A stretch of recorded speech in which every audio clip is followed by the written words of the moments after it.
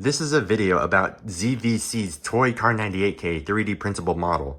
If you're looking to buy this model for yourself and print it out, I've had a lot of problems with it that you might want to be aware of before you go out and print it. The first problem I had was this extractor cap.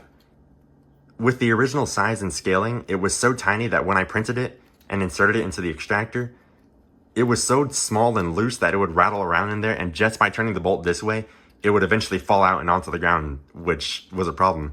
So what I had to do was go in with some calipers, measure the distance here, scale this up into the proper size, and then it would finally fit in there with friction and it's not falling out anymore. So that's the first problem I had, was this extractor cap was way too tiny in the original size. The next problem I had was with these trigger pins. You'll notice these pins are a lot larger than the originals. That's because when I had pulled the trigger on this and just gave it a little more pressure than it needed, or if I used too large of a trigger spring here, those pins would actually break themselves, which was annoying because I constantly had to reprint these pins from how often they were breaking. So I came in and manually redesigned the pins to be larger, and you'll notice this housing and the trigger housing is a lot thicker with reinforcements here.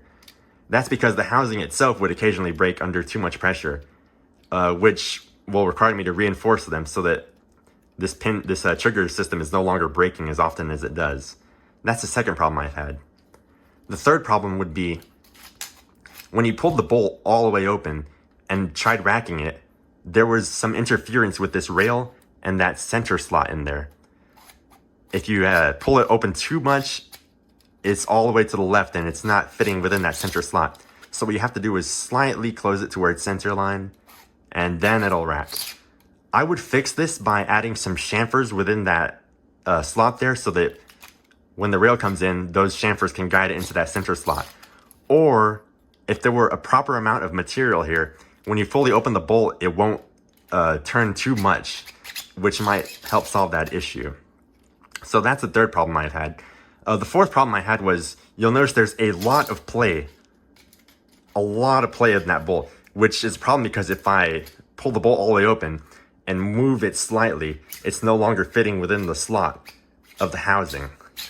There's some interference there within the firing pin. You see there's some interference there with the firing pin housing and the bottom rail there. So that's the fourth problem I had. The fifth problem I had was this flag safety here. With the flag safety engaged on the middle and the right position, the mechanism wasn't firing, which is intended, that's a good thing. But when I disengaged it and then fired, re-racked the bolt,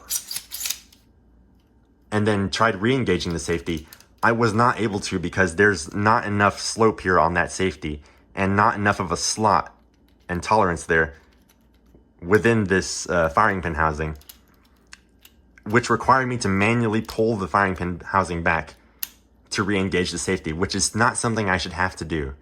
I tried scaling up this firing pin housing to where it's longer, so maybe it would re-engage that safety, but that's what I've done here, and you can see that's clearly not working still. So there you have it. Those are the problems I've had with this design. If you're looking for a model that you can just print and assemble and be on your way, I would not recommend this because I had to go in and redesign a lot of stuff. Otherwise, if you're willing to troubleshoot this and pull out your 3D modeling software and redesign some of these parts, then maybe this is the model for you. But otherwise, I would pass on this one.